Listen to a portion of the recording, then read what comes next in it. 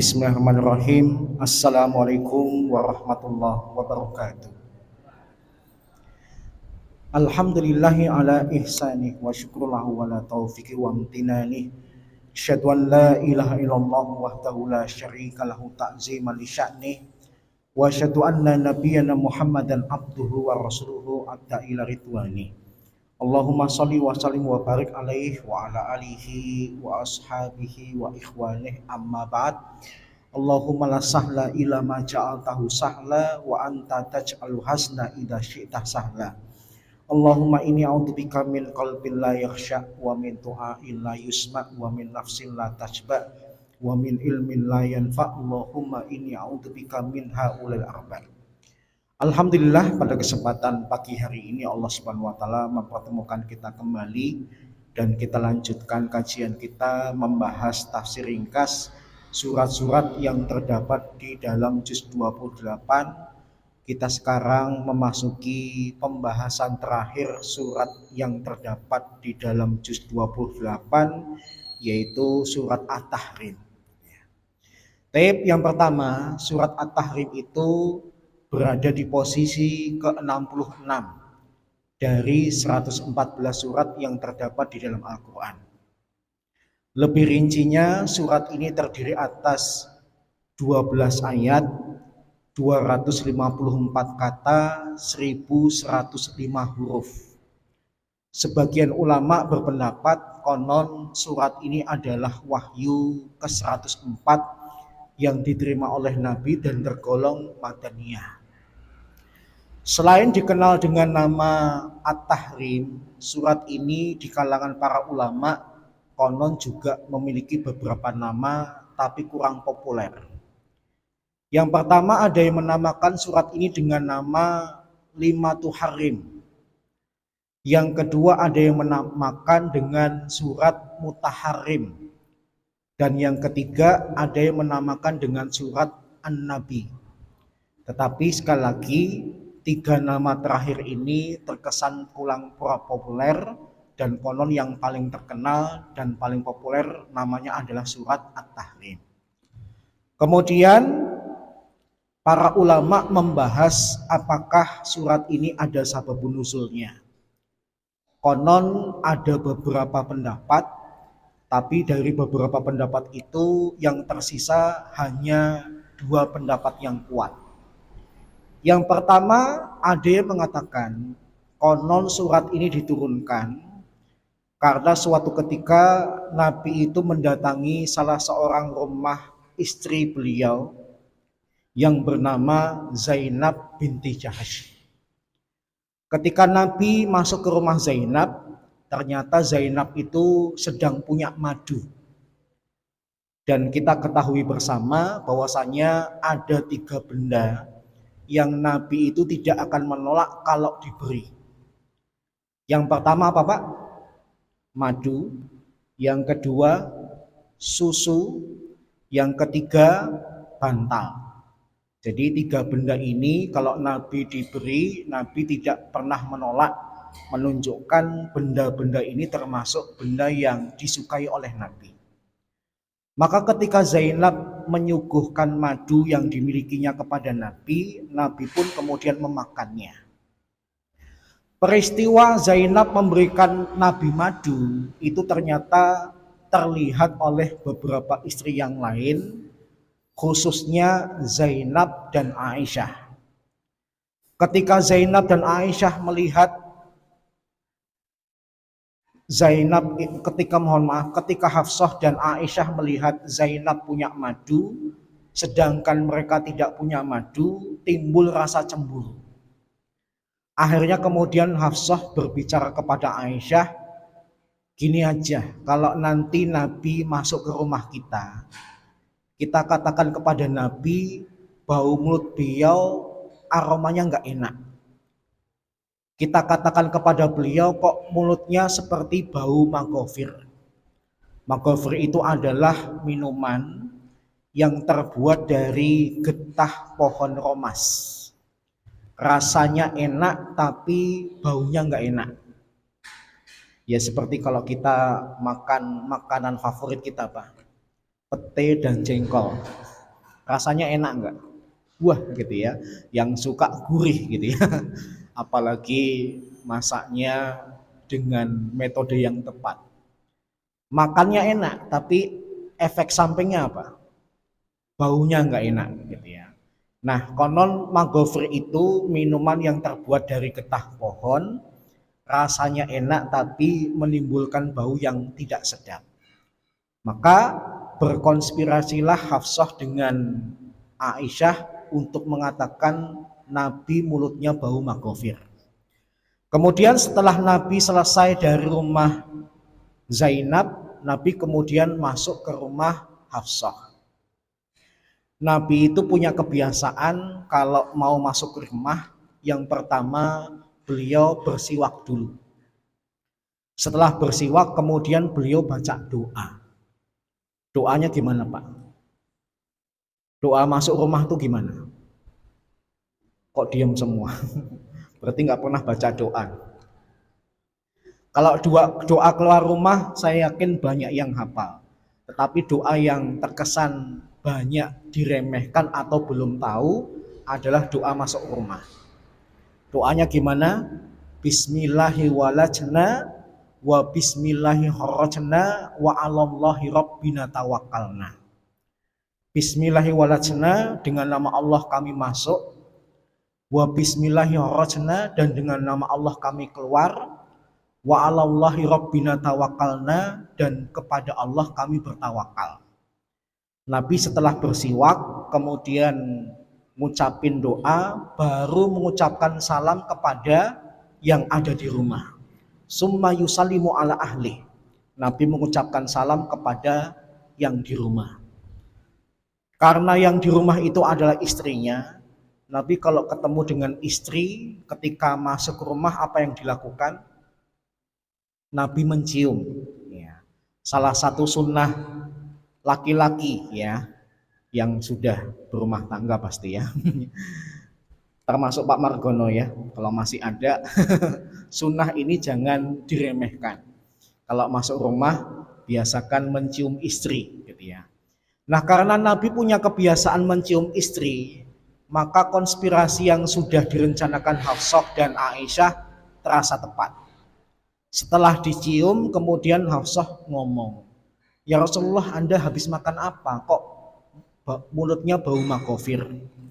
Kemudian Nabi berpikir, dan Nabi kemudian menjawab, "Aku tidak makan apa-apa kecuali madu dari tempatnya Zainab." Kemudian karena ekspresi wajah Hafsah seakan-akan tidak suka dengan aroma itu, kemudian Rasulullah SAW mengatakan, "Demi Allah, kalau dengan minum madu kalian tidak suka, maka mulai hari ini aku haramkan diriku untuk mengkonsumsi madu lagi." Maka Rasulullah SAW kemudian membuat hukum baru yang tidak Allah turunkan, tidak Allah tetapkan. Allah itu tidak membuat peraturan tentang masalah makan dan mengkonsumsi madu, alias hukumnya boleh. Tapi kok Nabi demi mendapatkan keridhaan istrinya kemudian mengatakan mengkonsumsi madu bagi beliau tidak boleh. Maka karena terkesan Nabi melakukan kesalahan, Allah Subhanahu wa taala kemudian menegur beliau dengan menurunkan surat ini. Ini pendapat pertama.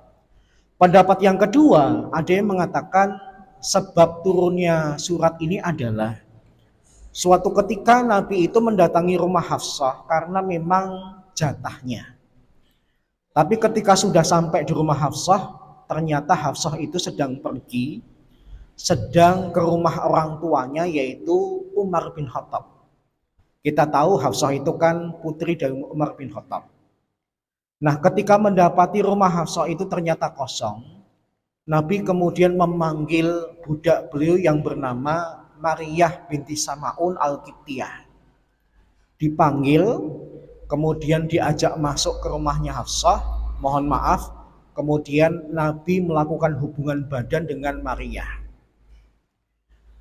Tidak selang beberapa lama, kemudian Hafsah itu pulang. Hafsah kaget, ternyata rumahnya itu sudah ada yang masuk, bukan cuma Rasulullah tapi dengan budak beliau yang bernama Maria, bahkan mereka sedang melakukan hubungan badan.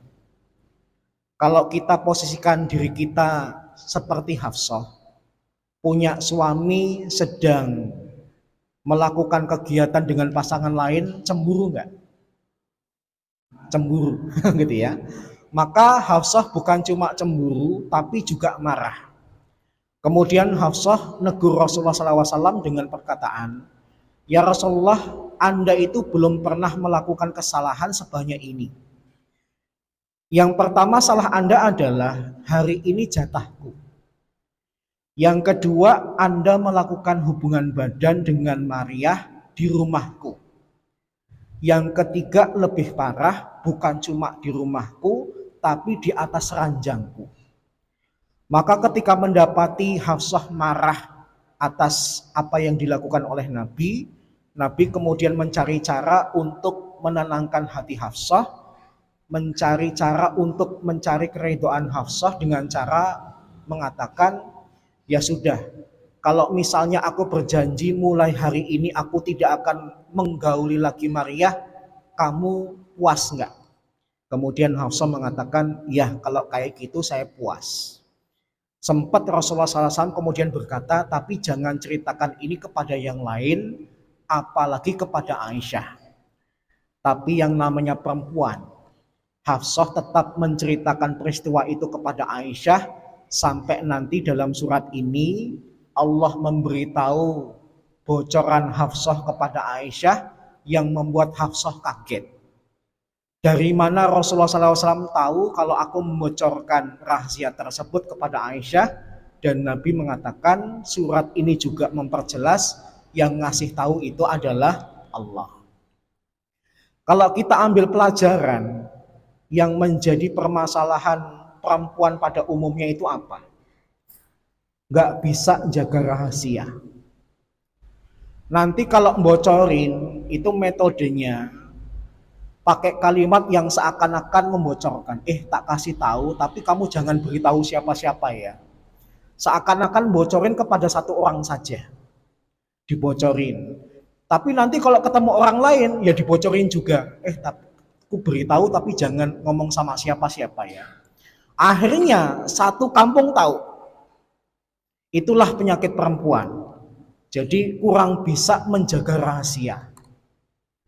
Di satu sisi, kalau suami itu memberitahukan rahasia kepada istri, itu adalah kebanggaan. Kepada siapa lagi suami itu menceritakan rahasianya kecuali kepada istri. Maka kewajiban istri adalah menjaga rahasia yang diceritakan suami kepadanya. Bukan malah menceritakan kepada yang lain meskipun dengan kata kunci, "Ini cuma kuceritakan kepadamu, jangan ceritain kepada yang lain." Nah, permasalahannya kemudian kayaknya cerita kepada orang lain, tapi orang lain ini cerita kepada orang lain, akhirnya satu kampung tahu. Jadi bukan kemudian menjadi rahasia lagi. Saya melihat kayaknya makhluk Allah yang belum bisa memegang amanah untuk menjaga rahasia itu, mohon maaf, perempuan ya. Kalau laki-laki biasanya bisa ya, meskipun laki-laki juga ada yang membocorkan rahasia, wanita pun juga ada yang amanah menyimpan rahasia. Tapi kalau banyak-banyakan kayaknya lebih banyak perempuan deh dalam membocorkan rahasia. Kemudian pelajaran yang kedua, Nabi SAW itu ketika punya kebiasaan mencium istrinya ketika masuk rumah, menunjukkan kalau Nabi itu adalah orang yang sangat peduli dengan kebersihan. Nabi sebelum mencium bersiwak dulu, baru kemudian mencium. Karena terisyarat Nabi itu kalau mau ngelamar perempuan ngutus Ummu Sulaim. Ummu Sulaim itu siapa? Ibunya Anas bin Malik. Yang Ummu Sulaim ini diberikan pesan oleh Rasulullah, coba kamu cek perempuan itu mulutnya bersih dan tumitnya bersih. Kalau kamu dapati mulut dan tumitnya bersih, maka aku akan melamarnya. Tapi kalau kamu memberitahukan kepadaku mulutnya tidak bersih dan kakinya tidak bersih, maka aku tidak jadi untuk melamarnya. Jadi dari informasi ini, kita sebagai laki-laki bisa menjadikan standar perempuan itu menjaga kebersihan atau tidak dengan dua indikator. Yang pertama kebersihan mulut, yang kedua kebersihan tumit. Kebersihan mulut itu perwakilan menjaga kebersihan wajah. Karena laki-laki kan suka dengan perempuan yang wajahnya bersih, cantik dan sebagainya. Sedangkan tumit itu perwakilan kebersihan badan. Maka dengan indikator dua anggota tubuh itu, laki-laki bisa mantap untuk melamar seorang perempuan. Paham ya? Dulu Pak Margono yang membuat mantap melamar istrinya apa Pak? Semuanya. Wah keren banget. Ya, lebih nabi gitu ya. Tip gitu ya. Cuma kalau kita renungkan dari segi fikih, yang bisa kita lihat tuh kalau kita ngikut madhab Syafi'i berarti cuma mulut saja. Itu pun kalau calon istri kita tidak bercadar. Karena ngelihat kaki kan nggak mungkin, dalam madhab Syafi'i itu kaki kan dianggap aurat. Satu-satunya madhab yang mengatakan kaki itu bukan aurat cuma madhab Abu Hanifah. Kenapa Abu Hanifah tidak mengatakan kaki itu adalah aurat? Karena di zaman beliau itu banyak perempuan yang profesinya sebagai petani. Dan petani itu identik berada di tempat yang basah dan kotor. Maka mereka tidak pakai alas kaki, kakinya sering kotor. Sehingga pemandangan umum di zaman Abu Hanifah adalah menemukan perempuan tidak memakai alas kaki karena kaki mereka kotor, kaki mereka digunakan untuk ke sawah, ke ladang dan sebagainya. Karena sulit dihindari, Abu Hanifah menetapkan yang aurat boleh dilihat adalah wajah saja, tapi kalau kaki mohon maaf, yang boleh dilihat dari aurat adalah kaki saja. Kemudian beda dengan madhab Syafi'i yang mengatakan seluruh aurat perempuan itu seluruh badannya kecuali wajah dan kaki. Gitu ya. Tip. Jadi ada dua pendapat di antara para ulama tentang sababun nuzul dari surat ini. Kemudian para ulama menyimpulkan kalau dari segi sanad kuatan yang pertama. Tapi kalau dari segi makna, kuatan yang kedua. Dari segi kekuatan riwayat, memang lebih kuat yang pertama. Tapi kalau dari segi makna, lebih kuatan yang kedua. Karena ketika Nabi mengharamkan menggauli Maryah lagi, yang seneng bukan cuma satu istri, tapi seluruh istri. Tapi ketika Nabi mengharamkan beliau minum madu, maka yang terhalang untuk minum madu cuma beliau. Dan lafal menyenangkan seluruh istri itu terdapat di dalam ayat pertama. Makanya para ulama ada yang berpendapat lebih kuatan makna yang kedua daripada yang pertama. Baik. Ala kulli hal, mau pendapat pertama mengharamkan madu atau yang kedua mengharamkan menggauli budaknya, itu tidak menjadi masalah, cuma sebagai pengantar kenapa surat ini diturunkan. Kemudian kita akan membahas apa yang ingin Allah informasikan kepada kita di dalam ayat ini. Allah Subhanahu wa taala mengawali dengan berkata, "Ya ayuhan nabiyyu lima tuharrimu ma ahlallahu lak tabtagi mardhata aswajik wallahu ghafurur rahim." Wahai Nabi, kenapa engkau mengharamkan apa yang Allah halalkan bagimu? Apakah itu semua kamu lakukan demi mengharapkan keridhaan istri-istrimu? Dan Allah Maha Pengampun lagi Maha Penyayang. Tip yang pertama, surat ini diturunkan dalam rangka negur Nabi. Biasanya orang itu kalau ditegur, maka yang menegur biasanya panggilannya berubah kepada yang sedang ditegur. Misalnya gini, kita punya atasan yang kalau hari-hari biasa hati kita sedang tidak marah, kita itu membahasakan atasan kita dengan Pak Bos. Tapi kalau kemudian kita sedang marah, panggilan kita kepada atasan kita bukan Pak Bos, tapi kemudian kepada panggilan yang lain. Misalnya kita punya bos namanya Pak Wiono. Maka ketika kita cerita kepada teman kita, ketika tidak marah membahasakan Pak Bos udah datang. Tapi ketika sedang marah berubah kepada panggilan yang terkesan derajatnya lebih rendah daripada manggil Pak Bos. Dipanggil namanya, Pak Wiono udah datang. Paham ya? Harusnya ketika Allah negur Nabi, menunjukkan Allah tidak ridho kepada apa yang dilakukan oleh Nabi, gaya bahasa Allah harusnya berubah. Harusnya manggilnya ya Muhammad. Kelihatan banget Allah sedang marah. Tetapi Allah ngajarin kepada kita, meskipun sedang marah, maka jangan rubah panggilanmu kepadanya. Kalau biasanya manggil dia dengan Pak Bos, meskipun sedang marah ya dipanggil dengan Pak Bos. Ketika sedang marah manggilnya Pak RW, ya ketika marah pun tetap manggil dengan Pak RW.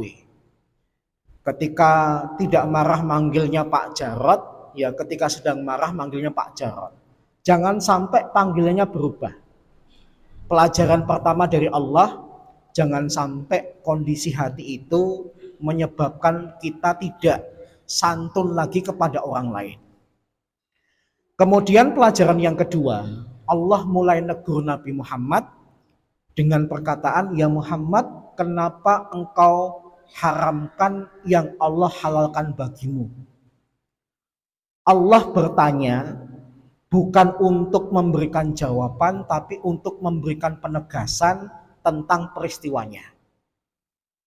Jadi Allah bertanya dalam Al-Quran itu bukan karena Allah butuh jawaban. Karena kita tahu Allah itu maha tahu. Tapi untuk mengangkat perkara yang sedang dibicarakan. Buktinya setelah itu Allah mengatakan tabtagi mardota azwajik. Kamu lakukan itu semua karena kamu ingin mendapatkan keridhaan istri-istrimu kan? Berarti kan Allah sudah tahu. Allah mempermasalahkan Nabi Muhammad mengharamkan yang Allah halalkan. Kenapa Nabi Muhammad tidak boleh membuat hukum yang belum Allah tetapkan? Jawabannya simpel. Karena Allah lah pencipta kita, Allah pencipta apa yang ada di sekitar kita, maka otomatis pemiliknya adalah Allah. Kalau Allah kemudian membuat aturan terhadap ciptaannya, wajar. Maka seakan-akan Allah mengingatkan kepada kita yang berhak mengatakan boleh dan tidak boleh, haram dan halal itu cuma aku. Meskipun statusmu adalah nabi dan rasul, nggak boleh. Kenapa? Makhluk. Sedangkan aku pencipta. Paham ya? Berarti dari sini kita paham bahwasanya kalau nabi membolehkan atau nabi melarang, itu hakikatnya hukumnya bukan berasal dari nabi, tapi berasal dari Allah. Kalau sampai nabi salah dalam membuat hukum, harusnya boleh kok tidak boleh atau kebalikannya, pasti segera Allah Subhanahu wa taala akan negur Nabi. Seperti yang terjadi ketika Allah menurunkan surat ini. Kemudian yang ketiga, para ulama mengatakan kita itu maksimalnya hanya boleh bikin peraturan terkait dengan diri sendiri, tapi nggak boleh bikin hukum sendiri. Maksudnya gini, kalau bapak sedang sakit hipertensi, maka jangan makan makanan atau minuman yang berpotensi bikin tensi darah tuh naik. Maka ketika Bapak ditawarin makanan yang berpotensi bikin tensi naik, Bapak mengatakan saya nggak makan ini. Karena nanti kalau saya makan ini, tensi saya naik. Maksimalnya ngomongnya gitu. Nggak boleh kemudian ketika ditawarin, wah haram, haram, haram. Paham ya? Bapak Ibu boleh ngatur apa yang Bapak Ibu boleh terima, tapi jangan sampai ngomong hukumnya yang bertentangan dengan Allah. Misalnya makanan yang berpotensi bikin tensi naik itu apa? Kambing kok disalahin sih? Saya pernah bilang kan, kambing nggak salah. Yang salah itu santannya, nasi putihnya, kecapnya, plus es tehnya. Es tehnya pun tehnya nggak salah. Esnya nggak salah. Yang salah gula pasirnya. Gitu ya. Paham ya? Jadi hukum asal daging kambing itu sebenarnya nggak salah. Yang salah teman-temannya tapi dia dikambing hitamkan gitu ya. Dalam dunia medis diakui daging kambing itu daging yang tersehat. Makanya kita dapati karena konsumsinya benar. Nabi dan para sahabat yang ketika Nabi meninggal itu jumlah sahabat sekitar 124.000. Itu nggak ada riwayat ada sahabat yang hipertensi. Ada sahabat atau Nabi lagi asam urat gitu ya. Kenapa? Konsumsinya benar. Konsumsinya itu cukup dibakar, ditambahin bumbu sedikit. Jadi inti dari makan tuh sebenarnya yang penting kenyang. Tapi kalau zaman sekarang sekali lagi ya, orang yang penting enak gitu ya. Sampai-sampai saya dulu pernah gemes tentang vlogger dari Jakarta yang ke Solo cuma untuk beli es teh. Naik pesawatnya nggak main-main, Garuda. PP, PP Garuda dari Solo ke Jakarta berapa Pak Jarod? Kira-kira 2 jutaan ya. PP 4 juta. Kalau yang dibeli itu makanan yang mahal, yang jarang, oke lah. Es teh. Es tehnya harganya berapa? 2.500. Itu duit 4 juta. Kalau dibelanjain es teh segerobaknya ya. Bisa jadi apa? Bakul es teh, bos es teh gitu ya. Tapi kebangetan ada vlogger yang demi nurutin nafsu, demi mencapai rating gitu ya, demi mendapatkan viewers yang banyak, beli es teh di Solo yang harganya cuma 2.500. Ketika penjualnya ditanya, kok bisa enak banget sih Bu? Ya ternyata biasa-biasa saja. Racikannya ditunjukin, saya pakai teh ini dan teh ini, cuma 2 campuran. Gitu ya. Saya juga heran kenapa orang menganggap es teh saya itu es teh yang enak. Gitu. Mbaknya dari mana? Dari Jakarta. Gitu. Kemudian penjualnya kaget, hah? Ke Jakarta cuma beli untuk es teh saya gitu ya. Sebenarnya itu kalimat nyindir gitu ya. Apa di Jakarta nggak ada es teh gitu ya. Wal iyadzubillah gitu ya. Jadi kembali lagi Nabi tidak boleh mengharamkan, nggak boleh buat hukum karena yang boleh buat hukum cuma Allah. Yang maksimal boleh kita lakukan adalah melakukan pengaturan, tapi nggak boleh bikin hukum baru.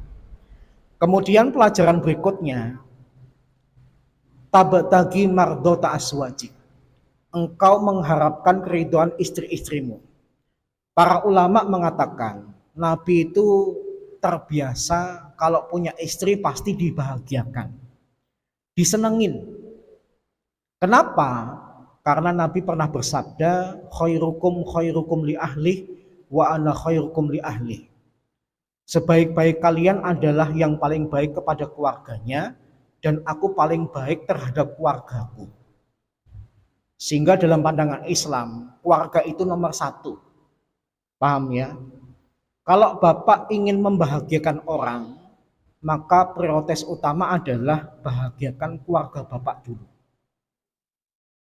Bapak justru dianggap gagal kalau membahagiakan orang lain dulu, tapi keluarga sendiri tidak dibahagiakan. Bahkan Bapak cukup dikatakan orang yang sukses kalau cuma bisa membahagiakan keluarga, meskipun orang lain tidak bisa dibahagiakan. Paham ya? Maka kita bisa ngambil kesimpulan, kalau keluarga itu adalah prioritas utama bagi seorang muslim, maka keluarga adalah orang yang paling berhak mendapatkan perlakuan baik kita. Kalau Bapak ketemu orang lain, bisa menyapa, bisa senyum, maka menyapa dan senyumnya Bapak itu lebih utama kalau juga diberikan kepada keluarga. Saya ketemu Bapak, senyum, nyapa. Harusnya ketika saya ketemu istri saya, lebih bisa senyum, lebih bisa nyapa. Paham ya? Karena jangan sampai kepada orang lain ramah, tapi kepada keluarga sendiri tidak ramah. Kepada orang lain tidak pelit, tapi kepada keluarga sendiri pelit. Ada nggak model laki-laki kayak gitu? Wah, gitu. Berarti dia cari muka, Pak. Ya. Biar dikatakan masyarakat breh. Breh itu istilah yang lucu. Biar dikatakan dermawan. Tapi sama istri sendiri kalau minta nggak dikasih, salah. Utamakan keluarga dulu. Kalau sudah keluarga beres, silahkan berbuat baik kepada orang lain. Jangan kebalikannya, kepada orang lain baik, tapi kepada keluarga sendiri tidak baik. Kemudian pelajaran berikutnya, Nabi itu sebenarnya melakukan kesalahan, tapi di dalam ayat ini Allah mempertegas, kesalahanmu sudah kumaafkan ya Muhammad, dengan isyarat Allah menyebutkan dirinya sebagai zat yang maha pengampun lagi maha penyayang. Berarti menunjukkan kemaksuman Nabi. Maksum itu artinya apa? Maksum terjaga. Nabi itu menjadi maksum bisa dalam dua kondisi. Satu, terhalang untuk berbuat dosa. Yang kedua, kalaupun terlanjur berbuat dosa, Allah langsung menegur dan mengampuni. Paham ya? Yang maksum itu cuma para nabi dan rasul. Selain nabi dan rasul, meskipun namanya Pak Maksum, tidak maksum. Paham ya? Pak Maksum tidak tercegah dari melakukan dosa. Pak Maksum bisa berbuat dosa. Pak Maksum ketika berdosa, belum tentu Allah tegur, belum tentu Allah ampuni. Nah makanya supaya orang itu tahu kesalahannya, Nabi pernah berkata, al-mu'min mir'atul mu'min. Mukmin itu adalah cermin mukmin yang lain. Kalau kita mendapati saudara kita melakukan salah, etikanya kita memberikan nasihat. Supaya dia sadar dia salah, dia kemudian meminta ampun kepada Allah dan melakukan aktivitas perbaikan atas kesalahannya. Saya khawatir ya, hari demi hari, orang itu kemudian sudah mulai cuek kepada saudaranya sendiri dengan sebuah istilah seakan-akan pembenaran, yaitu pekiwuh. Kita melihat saudara kita salah, tapi enggak berani negur. Alasannya apa? Pekiwuh. Kalau kemudian bapak dan ibu menghadirkan istilah pekiwuh, akhirnya perintah agama amar ma'ruf nahi mungkar itu tidak dilaksanakan, maka pekiwuh ini dalam agama dosa. Paham ya? Artinya kita itu harus berani menghilangkan kepekiwuhan kita demi melaksanakan perintah agama. Kalau ada kebaikan saudara-saudara saya ajak, tapi kalau ada kemungkaran baik dari pribadi saya maupun saudara-saudara saya, maka yang dilakukan adalah menghentikan kemungkaran itu. Kemudian kita lanjut di ayat yang kedua. Allah Subhanahu wa taala melanjutkan, qad faradallahu lakum tahillata aymanikum wallahu maulakum wa huwal alimul hakim. Sungguh Allah telah mewajibkan kepadamu untuk melakukan pembebasan dari sumpahmu, dan Allah adalah pelindungmu dan Dia Maha mengetahui lagi Maha bijaksana. Sebagaimana kita tahu, kalau orang sudah bersumpah tapi kemudian sumpahnya tidak dilaksanakan, maka kena kafarah. Termasuk Nabi. Kalau pakai riwayat pertama, Nabi kan bersumpah tidak akan mengonsumsi madu lagi. Tapi Allah tegur. Dan akhirnya kemudian Nabi mengkonsumsi madu lagi. Berarti kan sumpahnya gagal. Atau pakai riwayat yang kedua, Nabi mengharamkan untuk menggauli Maryah lagi. Allah tegur. Berarti kan selanjutnya Nabi itu tetap menggauli Maryah lagi. Enggak melaksanakan sumpahnya. Maka baik Nabi atau orang beriman, kalau sumpahnya tidak terlaksanakan, dia kena kafarah. Kafarah atau tebusannya itu apa? Kalau kita mengambil perkataan Allah dalam Quran Al-Maidah ayat 89. Kafarahnya itu adalah yang pertama, memberikan makan kepada keluarga atau memberikan pakaian kepada budak. Kalau enggak bisa keduanya, maka berpuasa 3 hari.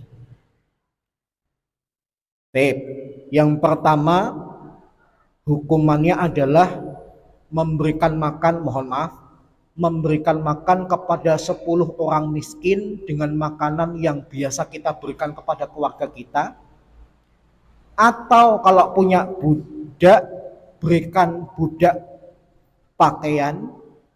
Kalau 2 hal ini tidak bisa dilaksanakan, maka diganti dengan puasa 3 hari. Jadi kalau bapak ibu terlanjur bersumpah tapi tidak bisa melaksanakan sumpahnya, kena kafarah, kena denda. Dendanya apa? Ngasih makan 10 orang miskin, atau kalau punya budak diberikan pakaian. Kalau dua-duanya nggak ada, maka puasa 3 hari. Pelajaran juga kaitannya dengan sumpah apa? Kalau ada perkara yang lebih utama daripada sumpah, maka tinggalkanlah sumpah. Nabi ketika mengharamkan dirinya untuk tidak mengonsumsi madu lagi atau tidak menggauli Maryah lagi, ternyata ada yang lebih utama, yaitu melaksanakan apa yang Allah perintahkan, yaitu kamu berada pada posisi kamu konsumsi madu lagi, berada pada posisi kamu boleh menggauli Maryah lagi. Kalau ada posisi lebih baik daripada sumpah, maka tinggalkanlah sumpah. Dengan konsekuensi kalau ninggalin sumpah kena kafarah. Paham ya? Misalnya kita itu sudah terlanjur bersumpah. Mungkin karena benci banget kepada seseorang, kita itu kemudian bersumpah, demi Allah, sampai dia mati saya nggak akan ke rumahnya. Tapi suatu hari kita dapat hidayah. Menjaga permusuhan itu dilarang dalam Islam. Bermusuhan maksimal 3 hari 3 malam. Kok kita sudah terlanjur bersumpah sampai dia mati aku nggak akan ke rumahnya. Maka yang lebih utama adalah melaksanakan perintah agama. Bapak kemudian menjalin hubungan baik dengan orang yang bapak musuhi. Dengan konsekuensi berarti bapak meninggalkan sumpah bapak. Paham ya? Mana yang lebih utama? Yang lebih utama tentu saja melaksanakan perintah agama. Jangan menjaga permusuhan. Meskipun kita sudah terlanjur bersumpah, seakan-akan akan menjaga permusuhan antara kita dengan si dia. Paham ya? Jadi kalau ada kondisi yang lebih baik daripada sumpah, tinggalkanlah sumpahnya, beralih kepada hal yang lebih baik itu. Baik. Kemudian pelajaran yang kedua. Surat ini menggambarkan yang namanya rumah tangga itu pasti akan ada konflik. Pasti akan ada masalah. Dan salah satu masalah yang Allah sebutkan dalam surat ini adalah cemburunya istri.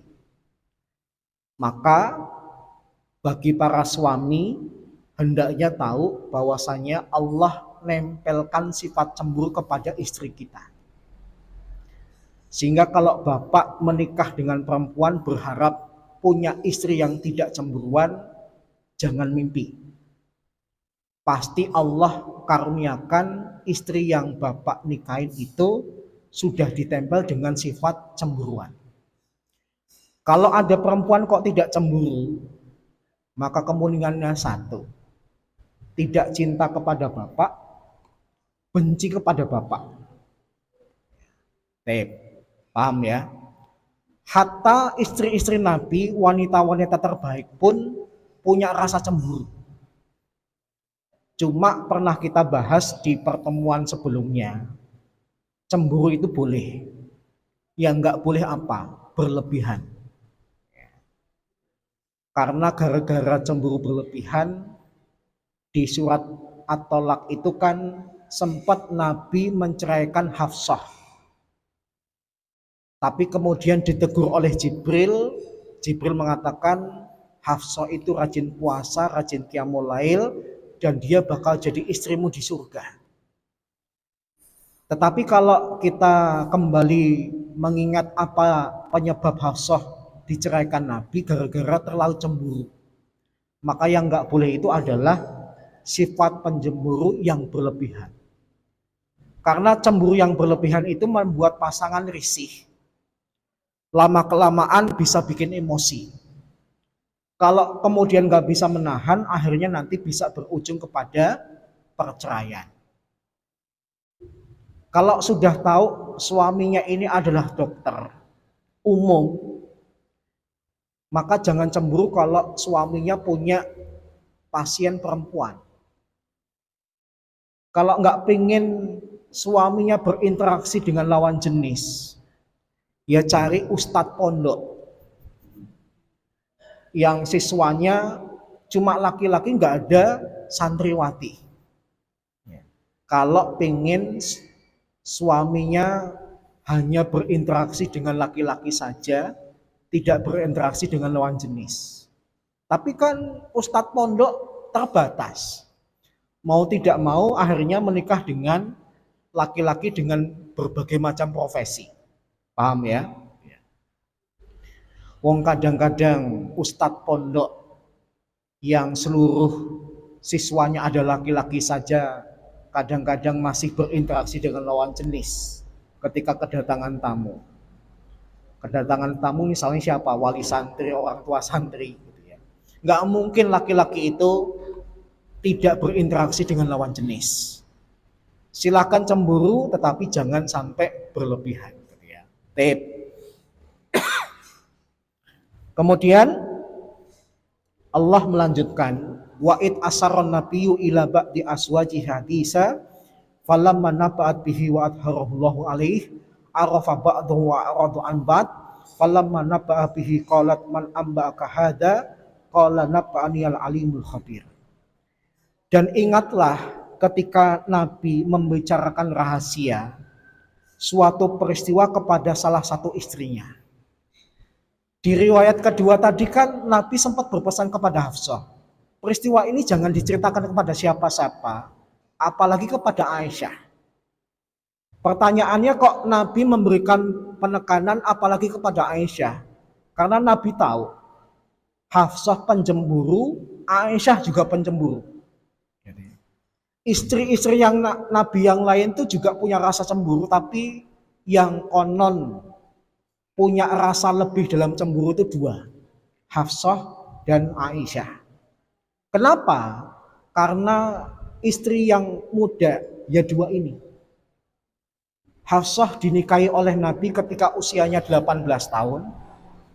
Aisyah lebih muda daripada itu. Sehingga resiko punya istri muda itu apa? Cemburuan gitu ya. Beda kalau punya istri yang sudah dewasa atau sudah tua, cemburunya kadang-kadang menurun gitu ya.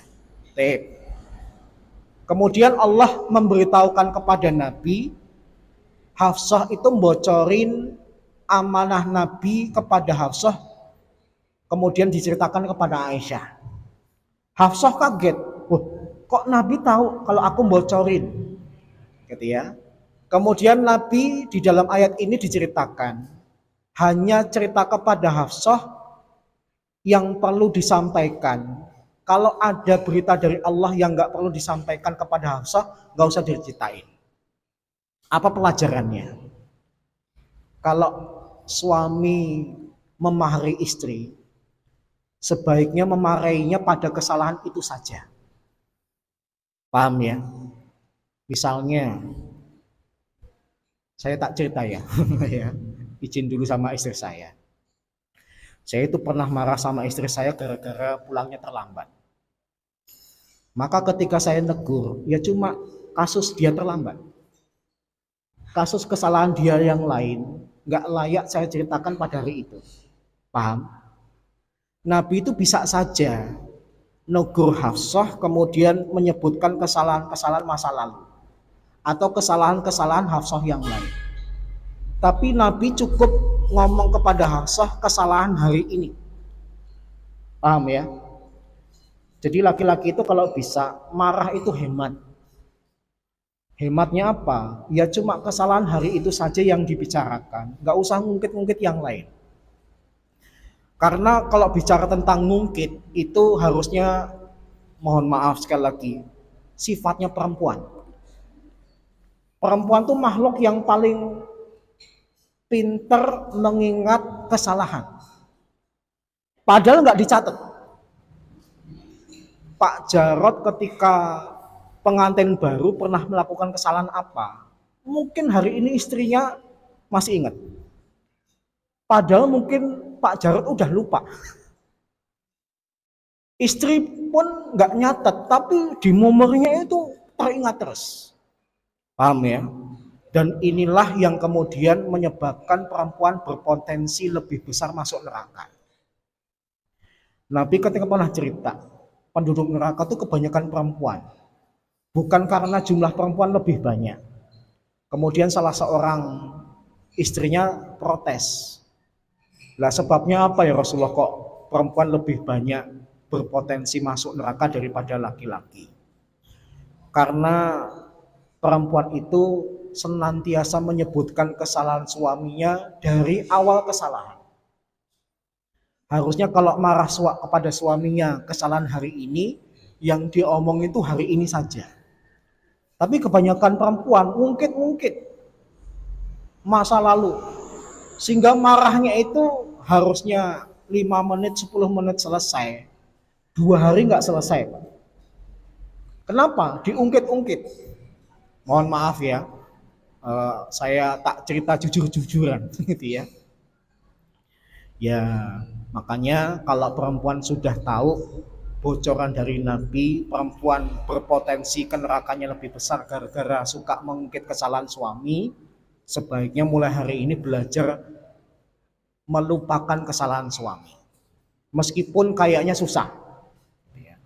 Laki-laki tercipta dengan model mudah melupakan, tapi kalau perempuan tercipta dengan model susah melupakan. Tapi insya Allah kalau niatnya baik, berdoa kepada Allah, insya Allah nanti dimudahkan. Gitu ya. Kemudian pelajaran berikutnya yang bisa kita ambil dalam surat ini apa? Ya sekali lagi, kalau suami itu sudah memberikan amanah rahasia, sebaiknya kepada siapapun jangan cerita. Meskipun mungkin ceritanya kepada orang tua. Saya sedang punya masalah, saya ceritakan kepada istri saya. Maka istri saya nggak boleh cerita kepada siapapun, meskipun kepada orang tua saya maupun kepada orang tuanya. Dan ini perkara yang kebanyakan diremehkan perempuan. Mosok sama orang tua nggak boleh cerita. Nah masalahnya ini rahasia. Kalau kemudian kamu cerita meskipun kepada orang tua, berarti namanya bukan rahasia lagi. Paham ya? Ada begitu banyak pelajaran rumah tangga yang Allah sampaikan kepada kita dalam surat At-Tahrim.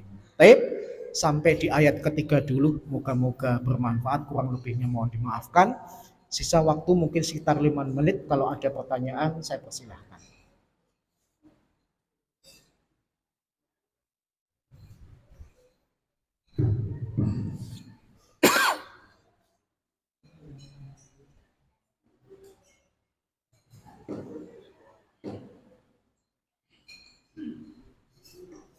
Assalamualaikum warahmatullahi wabarakatuh. Waalaikumsalam warahmatullahi wabarakatuh. Yang kami tanyakan,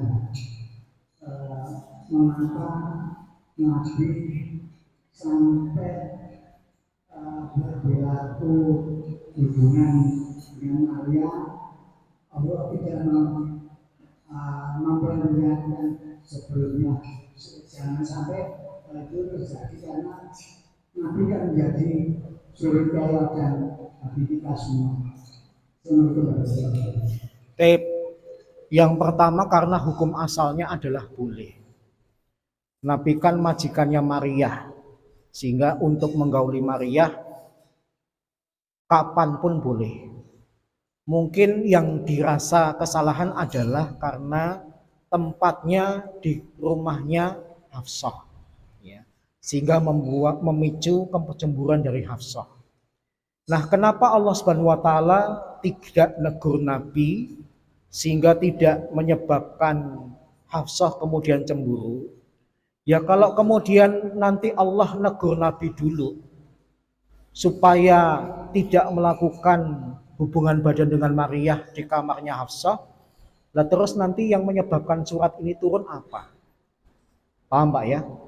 Jadi ada hikmah kenapa Nabi itu kadang-kadang melakukan kesalahan supaya menjadi sebab turunnya ayat. Ada kesalahan dulu baru kemudian ayatnya turun. Karena ayat itu kan dua macam, sababi dan ibtidai. Sababi itu ada sebab tertentu, tapi ada juga ayat tanpa sebab kemudian Allah turunkan. Misalnya nggak ada kejadian apa-apa, Allah menurunkan surat atau ayat yang bercerita tentang kisah Nabi Adam. Itu nggak ada orang yang tanya, nggak ada kondisi yang menyebabkan orang butuh ayat itu, tapi Allah turunkan ayat itu biar orang tahu, biar orang belajar. Nah, Allah tidak negur Nabi karena sebenarnya Nabi itu nggak salah. Cuma mungkin dirasa kurang pas kalau menggaulinya di kamarnya Hafsah. Sebenarnya yang membuat kamar-kamar istri Nabi itu Nabi. Berarti punya siapa? Punya Nabi. Berarti Nabi ngapa-ngapain boleh nggak di situ? Boleh. Sebenarnya kalau dilihat hukum asal nggak salah Nabi. Cuma ya karena Hafsah terbiasa tinggal di situ, Hafsah kemudian punya perasaan seakan-akan pemilik tempat itu. Kemudian memicu cemburu. Sebenarnya intinya cemburunya. Sedangkan perkataan Hafsah ini kan jatahku, ini kan rumahku, ini kan ranjangku, itu sebagai penguat cemburunya saja. Karena orang untuk ngomong supaya terjadi penekanan itu kan biasanya menambahkan alasan-alasan. Paham ya? Kan Maria itu bukan istrinya Nabi. Masalahnya itu. Ya nggak masalah. Orang mukmin itu kan berpotensi menggauli dua pihak. Yang pertama istri, yang kedua budak. Paham ya? Gitu. Budak itu seperti barang, diapa-apain boleh. Dan budak itu ketika mau digauli nggak harus pakai akad nikah. Yang membedakan istri dengan budak itu apa? Akad nikah. Sehingga Nabi menggauli Maria. Di situ pun sebenarnya kalau kita telusuri lebih dalam, nggak masalah. Cuma Allah ingin memberikan pelajaran kepada kita, skenario-nya takdirnya gitu. Kita ngambil pelajaran, rumah tangga itu ada potensi perempuan itu atau istri itu cemburu. Maka jangan sampai suami meredam kecemburuan istri dengan melakukan hal yang mengundang kemurkaan Allah. Nabi pengen nenangin Hafsah dengan cara menentang hukum Allah. Beliau mengatakan, ya udah aku nggak gauli Maryah lagi, salah. Seakan-akan Allah mengatakan hukum asalnya kamu tetap boleh menggauli Maryah. Wallahu a'lam. Jadi budak itu seakan-akan Barang. apapun yang dilakukan oleh majikan harus Ya, termasuk digauli. Selama budaknya lawan jenis, nggak mentang-mentang punya budak laki-laki terus digauli, ya. Tetap hukum haram homoseks dan lesbian itu berlaku. Wallahu a'lam bishawab. Kita punya budak, kita suruh kerja, kita nggak ngupah boleh, karena dia milik kita. Tapi kalau dia bukan budak, dia kerja kepada kita wajib ngupah dia. Paham ya? Bahkan kalau budak mati, harta peninggalannya jadi milik majikannya. Enak jadi majikan tuh. Budaknya ternyata nabung, punya duit. Kemudian ketika mati, hartanya bukan untuk keluarganya, untuk majikannya. Enak banget dalam Islam. Ya, ya moga-moga kita suatu saat nanti bisa memperbudak Israel. karena begini. Ya. Kalau perempuan mempunyai budak laki-laki, apa perempuan itu bisa berhubungan badan dengan budak laki-laki itu? Ya. Kalau kaitannya majikan laki-laki memiliki budak perempuan, apakah boleh digauli? Para ulama beda pendapat. Ada yang mengatakan boleh, tapi konsekuensinya nanti berat. Kalau nanti dia hamil, status anaknya apakah dinisbahkan kepada ayahnya seperti budak atau dinisbahkan seperti ibunya merdeka? Dalam budaya Arab dan budaya Islam, anak itu nisbahnya kepada bapaknya. Sehingga nanti kalau dia menggauli budak laki-lakinya, anak yang dia lahirkan statusnya budak. Beda dengan majikan laki-laki punya budak perempuan. Kalau budaknya nanti hamil, nisbahnya kayak bapaknya, orang merdeka. Paham ya? Jadi meskipun ada ulama yang membolehkan, saya merasa resikonya besar. Supaya bisa digauli bagaimana? Bebaskan status budaknya, dia jadi orang merdeka, kemudian ajak dia menikah dengan dirinya. Itu lebih aman. Nanti anak yang dikandung statusnya seperti bapaknya, sudah orang merdeka. Wallahu a'lam bishawab. Ini Pak Margono tanya lebih dalam karena ngomong perbudak apa enggak? Pengembangan Iya. Iya. Sampun nggih, moga-moga bermanfaat, kurang lebihnya mohon maaf. Kita tutup bersama doa kafal majlis dan hamdalah subhanakallahumma wa bihamdika asyhadu an la ilaha illa anta astaghfiruka wa atubu ilaik. Alhamdulillah. Assalamualaikum warahmatullahi wabarakatuh.